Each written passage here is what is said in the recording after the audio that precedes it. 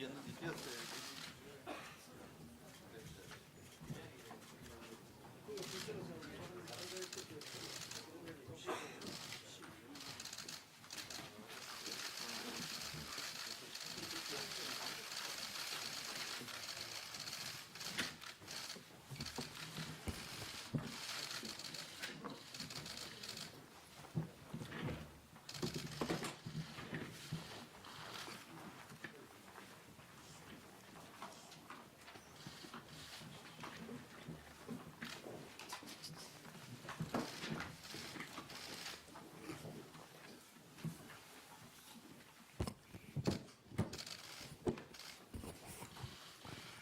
예, 원내대책회의 시작합시다.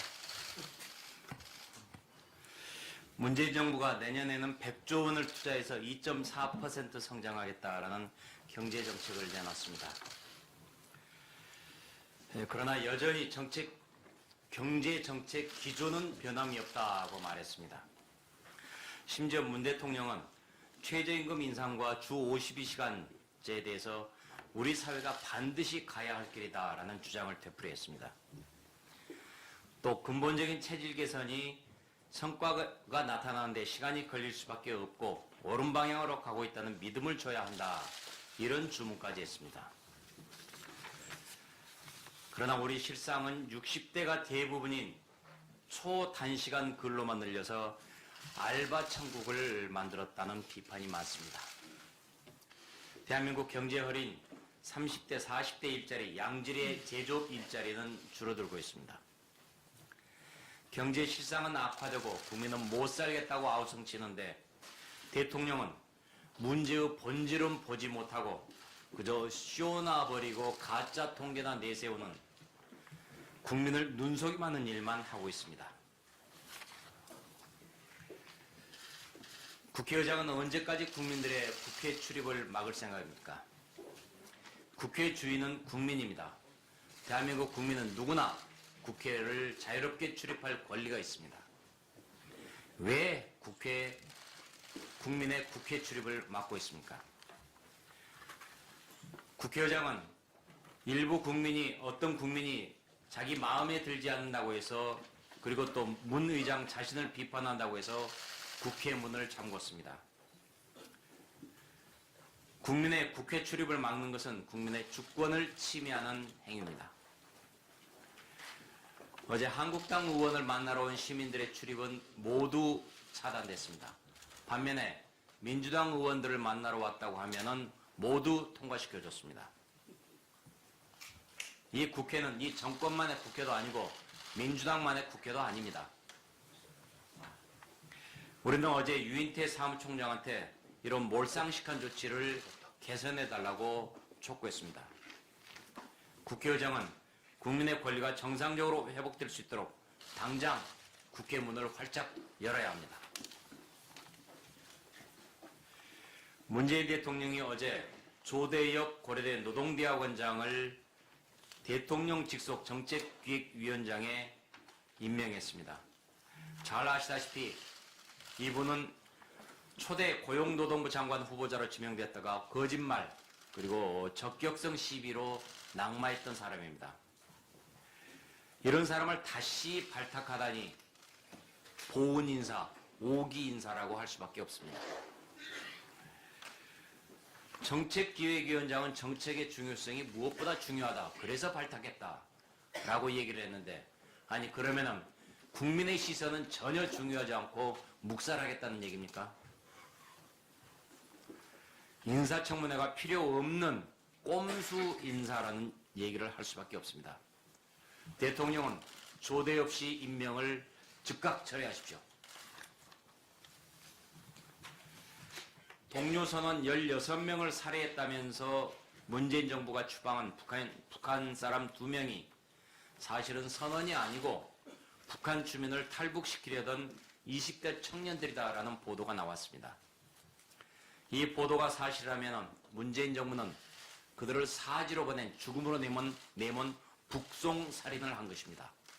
이것은 범죄입니다. 자유한국당은 그동안 이들을 제대로 조사하지도 않고 북으로 송환한 것은 비인도적이며 헌법 위반이라고 지적해 왔습니다. 정부한테 묻습니다. 이들이 16명을 살해한 범죄자라는 말이 맞습니까? 도대체 이 사실을 어디서 확인을 했습니까? 통일부 장관은 대통령은 남쪽 대통령이라고 얘기했고 통일부 장관은 남쪽 시민이라고 얘기를 한 바 있습니다. 그런데 이 통일부 장관이 북한 이 두 사람을 받아들일 경우 남쪽 시민 안전에 위협받을 수 있으니까 북으로 보냈다라고 말했습니다. 도대체 정신이 있는 분인지 묻지 않을 수 없습니다. 북한 주민을 탈북시키려던 20대 청년이라는 게 맞다면은 그 사람들이 남쪽 시민의 안전을 전혀 위협하지 않을 것입니다. 통일부 장관이 국민을 기만한 것입니다. 문재인 정부는 살인 북송 의혹의 전말을 국민 앞에 있는 그대로 공개하시기 바랍니다. 이상입니다.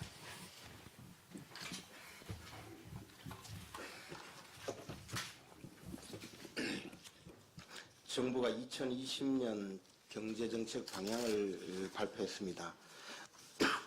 아시다시피 경제 상황을 돌파하고 혁신 동력을 강화하고 경제 체질을 개선하며 포용 기반을 확충한다. 그리고 미래의 선제에 대응한다라는 내용으로 공정, 상생, 포용의 3대 가치를 경제, 사회 전반에 확산시키겠다. 이런 목표를 제시했습니다. 그런데 문제는 우선 내년 성장률을 2.4%로 전망을 하고 있습니다. 물론 긍정적인 마인드는 좋습니다만은 경제에는 현실감을 반영하지 않고 대책을 수립한다는 것 자체가 어불성설이고 이것이 곧 도구로 돌아올 것이라고 생각합니다. 불과 일주일 전 기재부가 발표한 12월 경제 동향에서는 수출과 건설 투자 부진으로 경제 성장이 제약되고 있다. 이렇게 발표를 했었죠. 세계 각 경제 예측 기관의 분석에 따르면 IMF가 최고로 2.2%, OECD가 2.3% 이렇게 발표를 하고 있지만 IHS 마켓 이코노믹스는 1.7%, UBS는 1.9%, 우리나라의 한국은행은 2.3%, KDI는 2.3%, 한국경제연구원이 1.9% 그렇게 발표를 하고 있습니다. 그런데 어떤 근거로 정부는 2.4%라고 도저히 아무런 근거도 없이 2.4%를 전망을 하면서 그에 근거해서 미래를 예측하고 있습니다. 또 40대 맞춤형 지원 프로그램은 순전히 구색 맞추기에 현금 살포 정책 외에는 찾아볼 수가 없습니다. 40대 취업자 수가 48개월째 지금 하락세를 보이고 있습니다. 40대 고용률도 22개월째 감소 추세로 가고 있습니다. 그런데 40대 정책은 고용 촉진 장려금 지원, 민간 위탁기관 인센티브 지급, 폴리텍 특화 훈련 기회 제공 등 기존 정책에 40대라는 이름만 끼워놓은 재탕정책이자 현금 살포 대책이 전부입니다. 또한 사회적 타협의 예시로 타다 공유형 택시 제도를 예시로 제시하고 있습니다. 그런데 정부 여당에서 타다 금지법을 주도해놓고 한걸음 모델 프로세스라는 이름으로 명백하게 플랫폼 택시 사업을 예시로 들고 있는데 이것은 자가당착이자 모순에 빠진 심각한 자기부정의 한 사례라고 볼 것입니다. 지금처럼 시장에 역행하는 세금주도 경제로서는 경제회생의 대안이 될 수 없다고 봅니다. 창의적 발상은 보이지 않고 재탕, 삼탕식 대책, 나열하기식 대책, 그리고 현금 살포 대책은 앞으로 절대로 성공할 수 없다는 점을 말씀드리고자 합니다. 또한 정부가 노골적으로 선거에 개입을 하다 못해 이제는 총선 매표용으로 경제활력 대책을 이용하고 있습니다. 그저께 민주당과 국토부는 지역 건설 경제 활력 대책이라는 당정 협의를 시도했습니다. 이 자리에서 24조 1천억 원 규모의 예비 타당성 조사 면제 사업 23건 중에 R&D 사업 3건을 제외한 SOC 사업 20건에 대해서 구체적인 추진 현황 및 향후 계획을 밝혔는데 철도 6건, 도로 3건, 산업단지, 하수도, 병원 등 총 12건에 대해서 기본 및 실시 설계 착수 또 설계 완료된 3건에 대해서는 내년 중에 착공한다 이런 방침을 세웠습니다. 문제점은 지역 의무 공동도급제도, 즉 지역 업체 참여 비율을 20%에서 40% 이상으로 의무화하는 이 제도를 다시 강조했는데요. 이것은 국가계약법에 명백히 위반될 뿐만 아니라 2015년에 공정거래위원회에서 공정경쟁을 제한한다라는 권고에 따라서 2017년 말에 이미 일몰제로 폐지된 정책입니다. 이것을 지금 지역 의무 공동도급 제도를 다시 부활시킨다는 것은 명백히 선거용 매표 정책이라고 볼 수밖에 없습니다. 이인영 원내대표는 지자체와 협력해서 수건사업이 뒤로 미뤄지지 않도록 관계기관의 세심한 배려도 부탁했는데요. 결국 선거 승리를 위한 관건 선거를 강요하는 것이 아니냐 이런 생각입니다. 청와대에서 관건 선거 또 청부 수사를 통해서 선거 개입 의혹이 지금 백일화에 드러나고 있는 6.13 부정선거에 이어서 3.15 부정선거보다 더한 4.15 부정선거를 획책하고 있는 것이 아닌가 생각을 합니다. 이런 선거 개입을 위한 국가정책의 이용 행위는 앞으로 두고두고 역사에 기록될 것으로 봅니다. 또한 지역사업 중에서 송병기 울산경제부시장이 송철호 현 울산시장 선거 캠프에서 활동할 당시에 작성했다는 업무용 수첩에 좌초되면 좋겠다라고 표기했던 울산산재병원이 이번 정책에 포함이 되어 있습니다. 특별한 이유 없이 백지화했던 정부가 내후년 상반기 공사 착공으로 선회한 것은 이것도 명백한 정치적 판단이 아니냐 생각을 합니다. 심지어 송부시장 수첩에 기재되어 있던 사업 비용까지 똑같다고 합니다. 이 점에 대해서 밝혀주시기 바랍니다. 총선 매표 행위에 가담한 정부와 공무원 또 관련 정치인들은 선거법에 따라 철저하게 감시할 것입니다. 공직선거법 제9조는 공무원의 선거에 대한 부당한 영향력 행사에 대해서 엄격하게 금지하고 있습니다. 또한 처벌받은 사례도 여러 건 있습니다. 민주당과 정부는 4.15 부정선거 획책 행위를 즉각 중단하시기 바랍니다. 네, 이쪽에서 오늘은 이쪽 방향부터 먼저 좀 하겠습니다. 교육이 곽상도 의원입니다. 문재인 정권의 노골적인 역사 왜곡이 교육 현장에 그대로 반영되고 있습니다. 내년 3월부터 전국 고교에서 사용될 검정교과서 전시본 8종 모두 대한민국이 유엔이 인정한 한반도 유일 합법 정부라는 역사적 사실을 부정하고 38선 이남에서 수립된 유일 합법 정부로 왜곡 기술했습니다. 천안함 폭침 사건에 대해서도 삼종원 나의 누락하고 삼종원 북한의 도발 행위를 설명하는 비격이라는 용어를 두고 용어를 빼고 침몰 또는 사건이라는 용어를 써 명백한 행위 주체의 책임을 은폐하고 있습니다. 자유한국당에서는 전문가들로부터 이 문제점을 파악해서 관련 대책을 마련해서 이런 교과서로 학생들을 교육하지 못하도록 저지하도록 하겠습니다. 지난 12월 18일 교육부에서 5개 분야 26개 사학에 대한 제도 개선을 추진하는 사학혁신 추진 방안을 발표했습니다. 이 방안에 보면은 학교운영위원회를 학교 예결산 심의기구로 격상하고 임원 취임 승인 취소 기준에 배임죄를 추가를 했습니다. 또 사립대학 법인 적립금을 기금운용심의회에 교직원과 학생 참여를 의무화하고 외부 회계감사기관을 교육부 장관이 지정하는 방안도 추진한다고 합니다. 사립학교 법인의 개방이사 설립자와 친족, 해당 법인 임원 경력자나 학교장을 제외하도록 개방이사에 제외하는 방안도 시행한다고 합니다. 이런 방안들은 사립학교와 사립대학들로부터 과도한 자율성 침해 소지가 있다는 지금 지적을 받고 있습니다. 또 사립학교법 등 법령 개정이 필요한데도 야당과는 아무런 협의 없이 추진되고 있습니다. 이미 유은혜 장관 취임 이후 교육부는 중요 정책들을 한 달에 한 번꼴로 변경해 왔습니다. 또다시 졸속 추진하지 않으려면 중요 정책 추진하기에 앞서 관계자들이나 야당과도 충분한 협의가 필요합니다.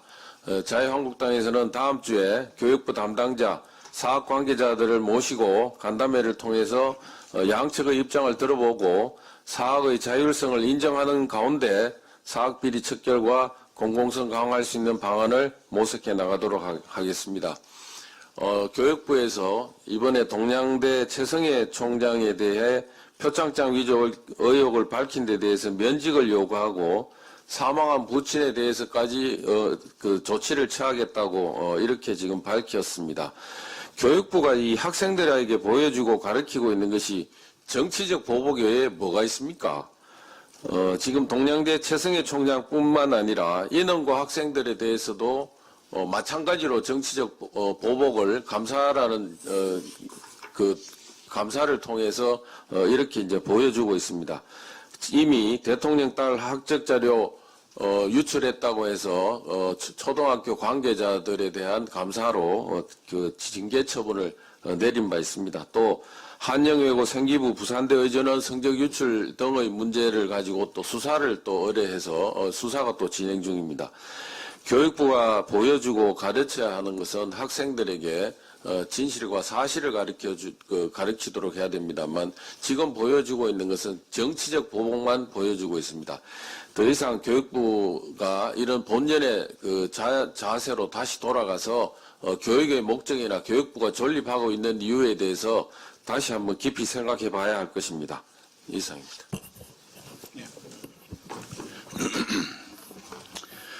어제 홍남기 경제부총리가 내년도 이제 경제 정책에 대한 브리핑을 했습니다. 지금 이제 대통령께서는 지금의 상황도 경제가 올바른 방향으로 가고 있다고 느끼시고 어제 또 그런 것을 강조하셨습니다.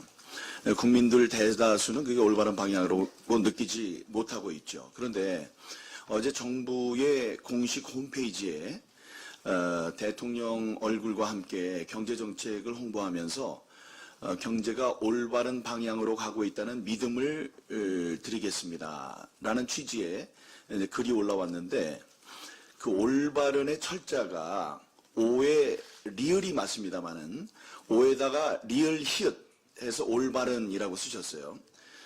지금은 그게 교정이 돼서 바로잡아진 상황인데 문제는 그 올바르게를 오에다 리을 히읗을 한 것은 우리의 올바르게의 북한 말이라는 얘기입니다.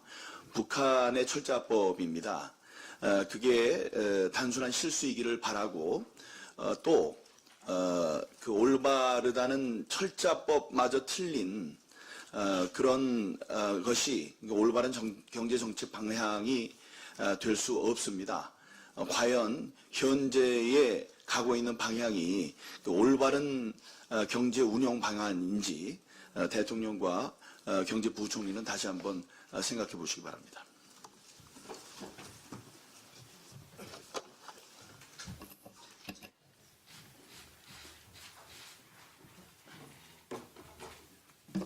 네, 강유상 의원입니다. 어제 서울중앙지법 형사합의 25부 송인권 부장판사의 심리로 열린 정경심 교수의 공문서 위조 및 입시 비리 등 의혹 사건 공판 준비 기일에서 유례없는 사건이 벌어졌습니다. 재판을 맡은 송인권 부장판사는 검찰에는 진술 기회를 허락하지 않으면서도 정경심 변호인에게는 변론 시간을 배려하고 심지어 부족한 부분에 대해서는 추가 설명을 요청하기도 했습니다. 특히 공소장의 변경 불허에 검찰이 강력히 반발했는데도 공판 기록에는 검찰의 별 의견 없음이라고 8자로 반대로 적어놓기까지 했습니다.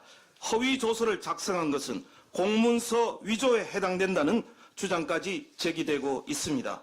공소사실 입증 책임은 검찰에 있고 수사를 통해 증거를 수집한 검찰이 사건을 가장 잘 알기 때문에 적절한 의견 개진은 당연한 일입니다.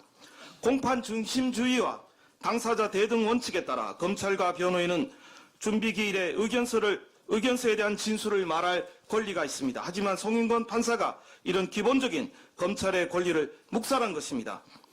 편파 재판을 보다 못한 검사들이 줄줄이 일어나 변호인이 말할 때는 하지도 않은 얘기까지 하라고 하고 검사가 말할 때는 중간에 말을 끊는다며 이렇게 검찰 의견을 받아주지 않는 재판을 본 적이 없다고 들고 일어났습니다. 재판부를 가리켜 전대미문의 재판을 하고 있다며 재판부의 편파성을 지적했습니다. 재판부의 공정성은 기본 중의 기본입니다.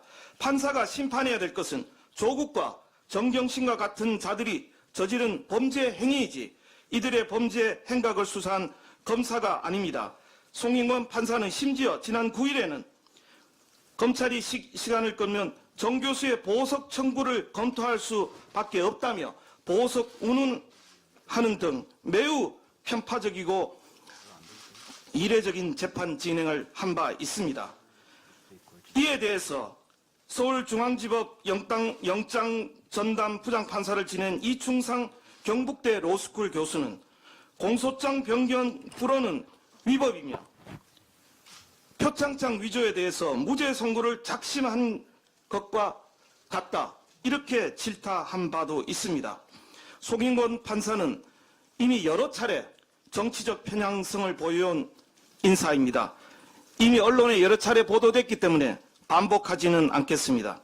송인권 판사가 이처럼 판사의 길 거부하고 피고인의 대변인을 자처한 것이라면 송인권 재판부에 대한 기피 신청을 하라는 여론도 거세지고 있습니다. 이번 사태로 개혁이 필요한 것은 검찰이 아니라 김명수 대법원장의 사법부와 문재인 정권이라는 사실이 자명해졌습니다. 공정한 재판을 통해 조국 일가의 파렴치한 범죄 행각이 제대로 단죄되는지 국민들과 함께 끝까지 지켜보겠습니다. 이상입니다.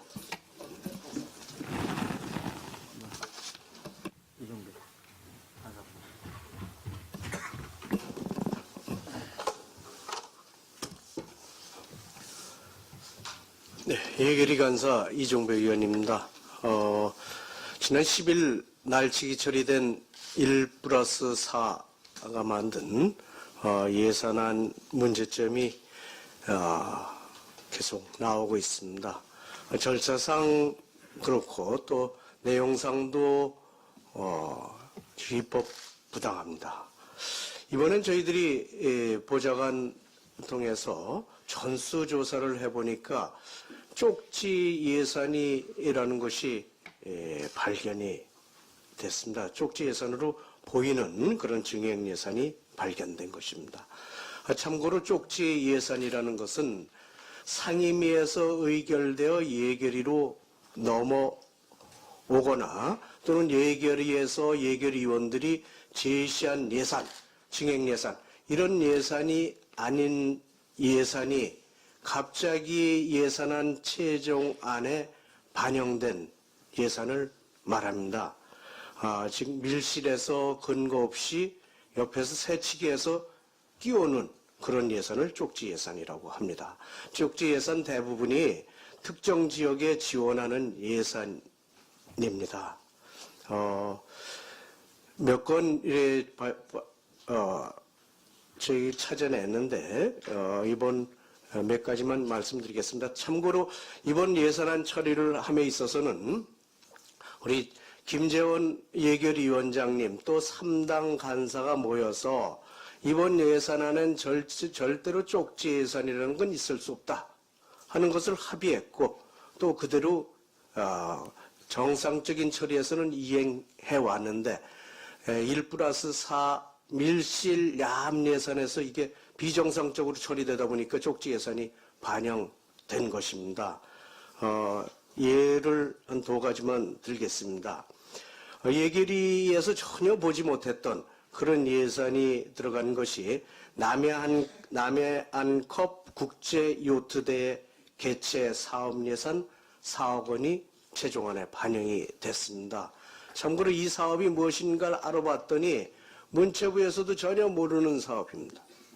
국제대회라고 해서 국제대회 승인도 받지 않은 사업인 것 같습니다. 문체부에서 모르는 거 보니까 아마 그랬을 것 같고, 사업 규모가 얼마가 되는지 파악도 지금 안 되고 있습니다. 또 역시 증액 요구가 없었던 드론 산업 혁신 지원센터 장비비 지원 사업에 10억 원이 반영됐습니다. 파악해 본 바로는 이 사업 역시 특정 지역에 지원하는 예산이고 1+4 야합 협의체 소속 정당의 모 의원이 요청했다고 합니다. 앞에 것도 1+4 협의체의 위성정당, 이것도 위성정당의 모 의원이 요청을 한 것입니다. 이 드론 산업 군소정 이 사업은 드론 산업 혁신 지원 센터는 올해 연구 용역이 진행 중인 상태로 그 결과가 12월 달에 나오기로 돼 있어 가지고 내년도 정반에 전혀 검토도 되지 않은 상태에서 이렇게 갑자기 들어간 겁니다. 결과가 나오기 전에 예산부터 반영하는 전형적인 악성 쪽지 예산입니다. 이외에도 몇 건 저희들이 지금 확인을 하고 있는데 몇 건 발견을 했는데 최종 확인 중에 있다는 말씀을 드립니다. 기재부가 2016년도 소위 김영란법 부정청탁금지법이 시행된 후에 상임위나 예결위를 통하지 않고 비공개적으로 예산을 요구하는 것은 쪽지 예산으로서 이것은 부정청탁에 해당하는 거기 때문에 앞으로 이런 것들은 받지 않겠다 이렇게 발표를 한 바 있습니다. 이것을 요청한 국회의원도 문제고 이것을 받은 기재부 장관이 이 증액에 대해서 본회의장에서 증액 동의한 것을 우리는 똑똑히 봤습니다. 기재부 장관 또 공무원들도 문제입니다. 위법입니다.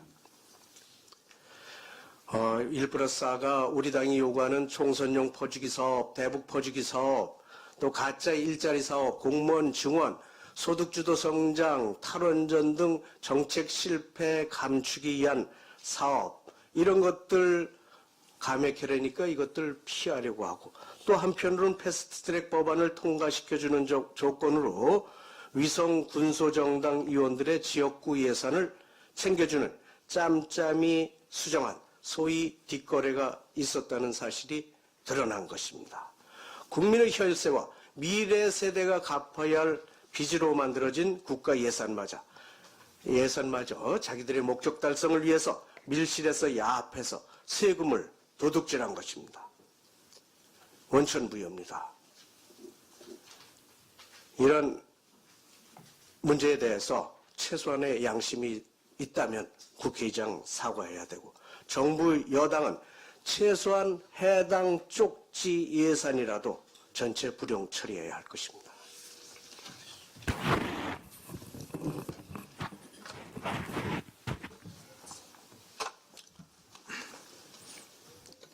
네, 자유한국당 가방이 간사 김성태 의원입니다.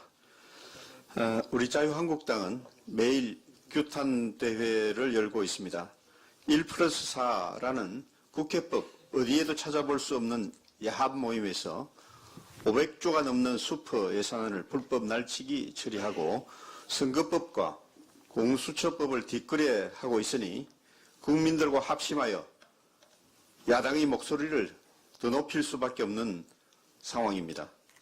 그런데 공영방송이란 곳에서 야당의 정당한 이의제기를 편매하는 편파 보도를 지속해서 내보내고 있습니다. 거구, 테러, 난입 등 극단적인 어휘를 동원해가면서 여론을 선동하고 있습니다. 방송법 제5조 2항 방송은 국민의 화합과 조화로운 국가의 발전 및 민주적 여론 형성에 이바지하여야 한다 라고 되어 있고 지역 간, 세대 간, 계층 간, 성별 간 갈등을 조장하여서는 아니 된다라고 되어 있습니다. 또한 제6조 1항 방송은 공정하고 객관적이어야 한다라고 되어 있고 제9항 정치적 이해 당사자에 관한 방송 프로그램을 편성함에 있어서도 균형성이 유지되도록 하여야 한다라고 적시되어 있습니다. 과연 지금 공영방송이 방송의 공정성과 공익성 조항을 제대로 지키고 있는지 되묻지 않을 수 없습니다. 조대엽과 같이 청문회에서 낙마한 부도덕한 인사를 다시 임명하는 문재인 정부의 행태는 과연 제대로 보도되고 있습니까? 장차관을 지냈던 과학기술계 원로들이 국가를 망치는 탈원전 지금 당장 중단하라라는 외침, 보도 한 줄도 나오고 있지 않습니다. 방송법 위반을 일상화하고 정권에 부역하는 공영방송, 국민의 외면이 이상할 게 하나도 없습니다. 정말 부끄러운 줄 알아야 합니다. 선거를 앞두고 있습니다. 편파방송 당장 그만두고 객관적 사실에 기반한 방송을 하시기 바랍니다. 좌파 세력과 노조방송이 야합해 여론을 조작하려 해도 국민들은 더 이상 속아 넘어가지 않습니다. 국민들의 외면만 가중될 뿐입니다. 더 이상 공영방송의 권위를 추락시키지 말고 방송 본연의 모습으로 되돌아오기 바랍니다.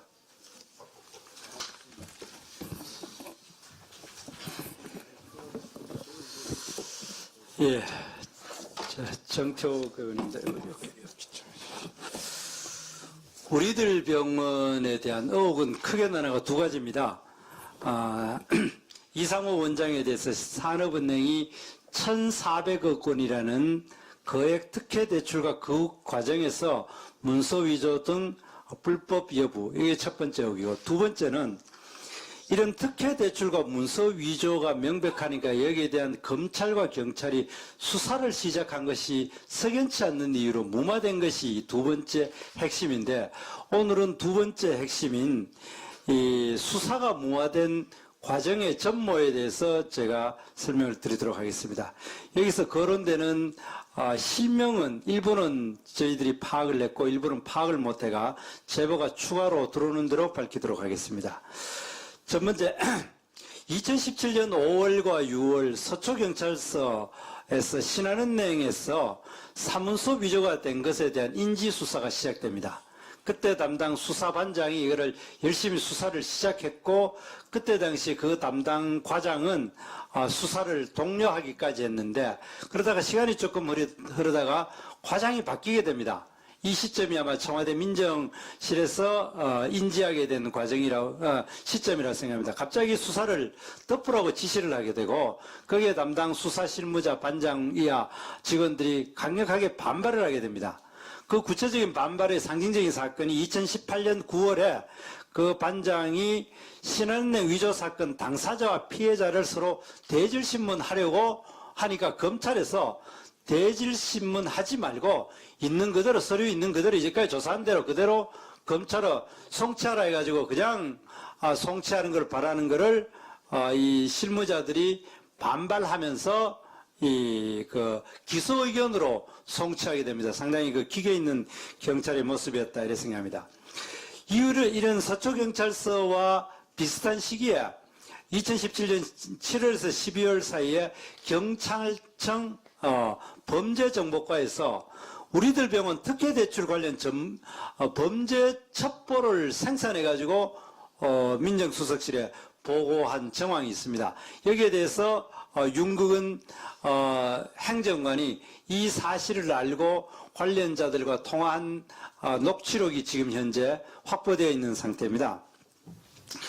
그런데도 불구하고 여기에 대해서 더 이상 진척되지 않고 서초경찰서는 석연치 않는 이유로 수사가 중단되고 또 검찰 측에서도 강력하게 그 서류를 잊혀봐라 이래가지고 이첩은 하지 않고 대신에 기소의견 송치하는데, 경찰청의 범죄정보과 이 사건은 갑자기 현직 굉장히 고위 간부로 알고 있습니다. 이분이 우리들 병원 전 재무이사를 소환을 합니다. 이 재무이사는 이 사건에 1,400억의 돈이 어떻게 빌리게 되었고 그 용도를 가장 정확하게 잘 아는 사람이 있는데 이 재무이사를 만나가 소환 실시하는데 그것이 경찰청 조사과로 부른 것이 아니라 경찰청 안에 있는 커피숍에 불러가지고 이야기하고 난 다음부터 이거를 그냥 그때부터 경찰청은 또 없는 일로 되어버립니다.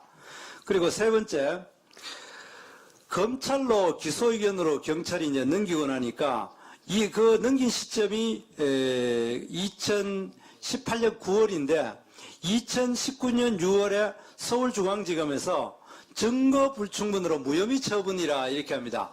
그 표지에는 증거 불충분으로 무혐의 처분하고 안의 내용에는 경찰에서 올라온 내용들을 거의 그대로 확인해가지고 각종 의혹이 있다, 문제가 있다 이렇게 이야기를 하면서 이 불기소 이유 통지서가 67페이지짜리를 당사자에게 불기소 이유 통지서를 보냅니다.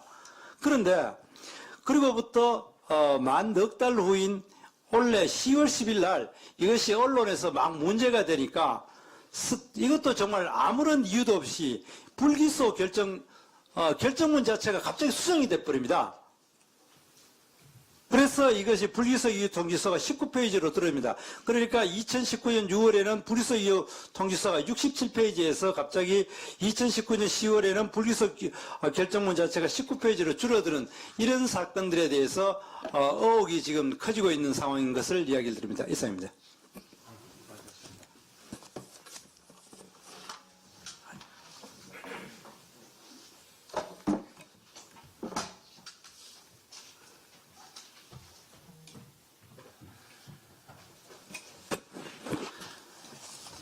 예, 보건복지 상임위 간사 김승희입니다. 그 총선을 앞두고 박원순 시장의 서울시 25개구 순회 예산 설명회를 즉각 중단할 것을 촉구하면서 한 말씀 드리겠습니다. 서울시장 박원순 서울시장은 바로 어제 중랑구를 시작으로 1월까지 25개구 순회 예산 설명회를 진행한다고 합니다. 서울시 예산이 통과된 지 불과 3일이 채 지나지 않은 시점입니다. 총선을 불과 4개월 앞두고 있을 뿐만 아니라 서울시장이 직접 구민을 대상으로 설명하는 것은 처음 있는 일입니다. 더욱 논란이 되고 있는 부분은 구별 예산 설명회 자리에 국회의원, 시의원을 초청하는데 현재 서울시의회 지역구 의원, 비례대표 10명 빼고 100명, 총 100명 중에 97명이 민주당입니다. 한마디로 민주당 공약 홍보의 장을 깔아주는 것입니다. 예산 설명이라는 합법을 가장한 사실상 총선 예산 홍보 선거 운동에 해당됩니다. 박원순 시장이 예산 설명 선거 운동으로 서울 총선을 진두지휘하고 대권 과도를 닦고자 한다면 이는 명백한 선거법 위반에 해당할 것입니다. 박원순 시장은 즉각 선거법 논란의 25개구 순회 예산 설명회를 중단할 것을 촉구합니다. 아울러 선거관리위원회는 박원순 시장의 25개구 순회 예산 설명회의 선거법 위반 여부를 검토할 것을 촉구드리면서 철저히 모니터링할 것을 촉구합니다. 한 말씀 더 드리면 특히 저희 양천 지역은 현재 민주당 출신의 구청장입니다. 그 부군인 이세학 전 구청장이 정치자금법 위반 혐의로 구속되었습니다. 그리고 그의 부인인 현 김수영 구청장 또한 검찰 조사를 받고 있습니다. 이런 불미스러운 사건으로 지역 민심이 민주당에서 이반되자 부랴부랴 핀포인트 선거 지원을 하려는 것으로 주민들은 생각을 하고 있습니다. 박원순 시장은 감나무 아래에서 각근을 고쳐 매지 말라는 우리 선조들의 말씀을 잘 되새기면서 선거 과정이 공정해야지 올바른 민심이 전달되고 결과에 승복하고 화합할 수 있다는 이 기본적인 진리를 명심하시기 바랍니다. 이상입니다. 왜 안 남아요?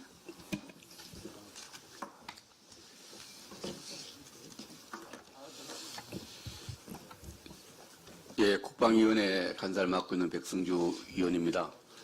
문재인 정부가 해상기순한 북한 주민을 강제 송환한 사실과 관련해서 문재인 정부가 발표한 내용과 아주 상반되는 새로운 주장이 제기되었습니다. 우리 심재철 원내대표께서 말씀하셨지만 좀 더 구체적으로 진실을 공유하겠습니다. 지난 12월 18일 날 이애란 자유통일문화원장 또 김은강 NK지식인연대 대표가 국회 정론관을 찾아서 발표를 했습니다. 참고로 이애란 원장은 탈북 지식인으로 처음으로 국내 야예대학에서 박사학위를 받은 지식인이고 김은강 NK지식인연대 대표는 이번 사건이 일어난 김책공과대학을 졸업한 북한 인권운동가입니다. 이 두 분이 발표한 내용에 따르면 우리 문재인 정부가 강제 송환한 2명은 살인사건과 무관하다는 주장입니다. 이분들이 김책 씨를 중심으로 한 북한 지역가의 여러 가지 정황과 조사를 해본 결과 살해되었다고 주장한 16명은 살해된 것이 아니라 탈북을 시도한 16명으로 북한 당국에 체포되어 있다고 합니다. 그리고 탈북 브로커 3명이 있었는데 이 중 한 분은 북한에 체포되었고 2명은 해상으로 해서 강제 기순했고 우리 문재인 정부가 강제 송환했다고 합니다. 김책 씨는 25만 명의 주민이 사는 곳으로 16명이 집단적으로 살해되었다면 그 도시의 20여만의 도시의 분위기가 장례식 분위기라든지 이 사실이 그 지역 도시 주민들에게 북한 주민에게 유포되지 않을 수 없는데 전혀 잠잠하다는 겁니다. 아무 일이 없었다는 것처럼 조용하다는 겁니다. 이런 여러 가지 정황과 자체 파악한 내용들을 중심으로 볼 때 이분들의 주장은 우리 정부가 의미 있게 진실을 조사해야 된다고 생각합니다. 문재인 정부에 요구합니다. 이 분들의 주장을 사실관계를 면밀하게 조사할 것을 요구합니다.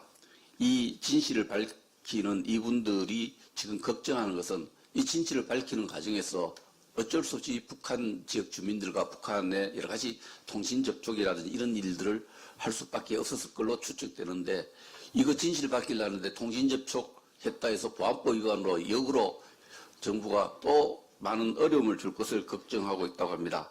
중요한 것은 진실입니다. 이 진실을 밝히기 위해서 정부는 정부의 합동신문 조사 내용을 공개할 필요가 있고요. 공개가 정이 어렵다면 관련된 국회 상임위원회라도 공개해서 이 진실을 조사해 나가야 된다고 생각합니다. 만약에 이 북한 인권운동가들의 새로운 주장이 사실이라면 정부는 엄청난 범죄를 저질렀다고밖에 추정할 수 없습니다. 탈북자를 강제 송환하는 것은 우리 헌법과 판례를 무시한 것이고 실정법을 위반한 것일 뿐만 아니라 또 이분들에게 살인 누명을 씌웠다는 이렇게 주장할 수밖에 없습니다. 아무튼 한국당 TFS, 이 관련 TFS는 20대 국회뿐만 아니라 21대 국회에서도 이 진실을 규명하는 노력을 계속할 것입니다. 왜냐하면 대한민국의 정체성과 관련된 문제이기 때문에 끈질기게 추적하고 정책 결정에 잘못이 있다면 그 결정자에게 역사적 책임, 역사적 법정에 씌워야 된다고 생각을 합니다. 정부는 이 주장들에 대해서 긴밀히 협조해서 진실에 대한 조사를 해줄 것을 요구합니다.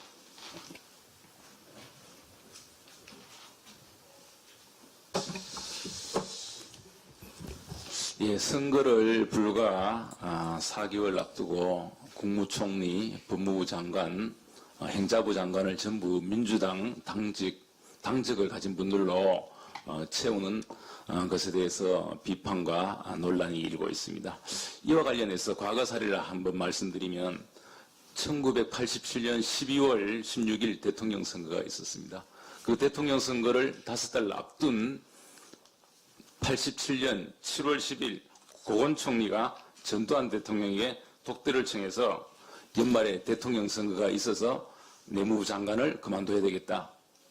민정당 당직을 가진 사람이 내무부 장관을 하는 것은 적절치가 않은 것 같습니다. 하니까 전두환 대통령이 그렇게 하라고 하면서 당시 국회의원으로서 장관을 하던 6명을 다 바꿨다고 그럽니다. 조기상 정무제일장관, 정무장관도 바꿔야 된다. 그리고 이세기 체육부 장관, 그리고 나홍배 장관은 국회의원을 포기하는 것으로 그렇게 해서 군사독재 시절에도 선거를 앞두고는 자기 당 당적을 가진 이 사람들을 다 바꾸었습니다. 그런데 이 정부는 선거를 앞두고 자기 당 사람들로 선거에 관여하는 장관들을 채우고 있습니다. 그리고 문희상 국회의장 발언 관련해서 한 번 더 말씀드리겠는데요. 문희상 의장께서 인터뷰한 내용 따옴표로 말씀드리면 지금까지 중요한 선거제도가 바뀔 때 한 번도 합의된 적이 없다. 소선거구제에서 중선거구제, 다시 소선거구제로 되는 과정, 비례대표가 들어가는 과정 등 전부 제1당이 날치기 통과했다. 합의된 것은 선거구 획정 때문에 착각을 하는 것이다. 이렇게 말씀했는데요. 제가 이 조사를 다 해봤습니다. 결론적으로 유신헌법 때 중선거구제 도입하는 것, 1972년 중선거구제를 도입하는 것, 이때만 국회를 대신한 비상국무회의가 의결을 했고 나머지는 전부 다 합의 처리가 되었습니다. 고건총리가 이렇게 또 쓰고 있습니다. 1987년 개헌을 앞두고 선거제도연구소위원회가 구성됐다. 선거구제안은 소선거구제, 중선거구제 두 개였는데 이 안을 가지고 4당이 협상에 들어갔다. 민정당의 신명보 사무총장, 통일민주당의 황낙주 의원, 평화민주당의 김봉호 의원, 공화당의 최재구 의원 등 각 당에서 대표들이 모여 협상한 결과 소선구제로 결론이 났다. 88년 3월 8일 소선거구제를 바탕으로 하는 의원선거법 개정안은 4당 합의로 국회를 통과했다. 우리 정치사에 한 획을 그은 일대 사건이었다. 결국 중선거구에서 소선거구제로 가는 것은 4당이 합의한 그야말로 획을 그은 사건이었고 당시에 결국 그 합의 처리가 되지 못한 것은 전국구 의원 배분 방식 그다음에 부재자 투표제도 이것 때문이었지 중요한 소선거구제로 가는 것은 다 합의가 됐다.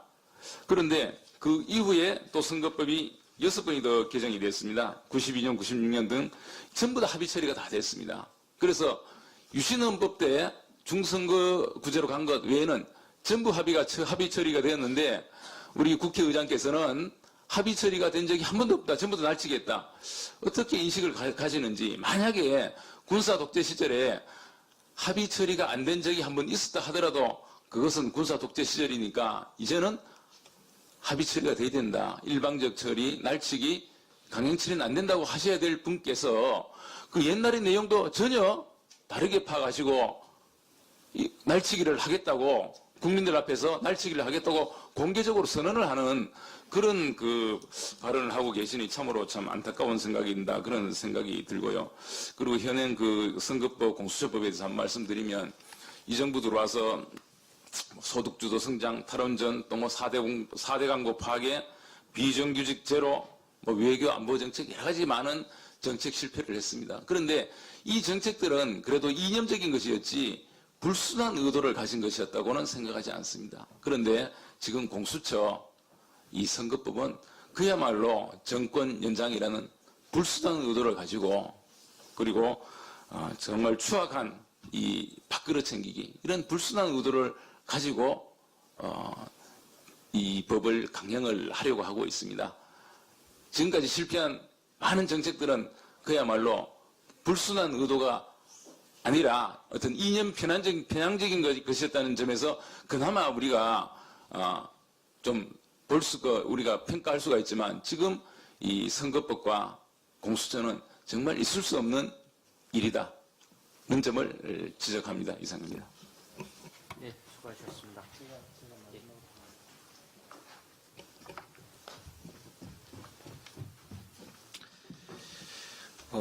어제 원내대표께서 위헌적인 연동형 선거법 선거법이 통과된다면 우리로서는 비례대표 전담 정당을 설립해서 이에 대응할 수 있다라고 말씀을 하셨습니다.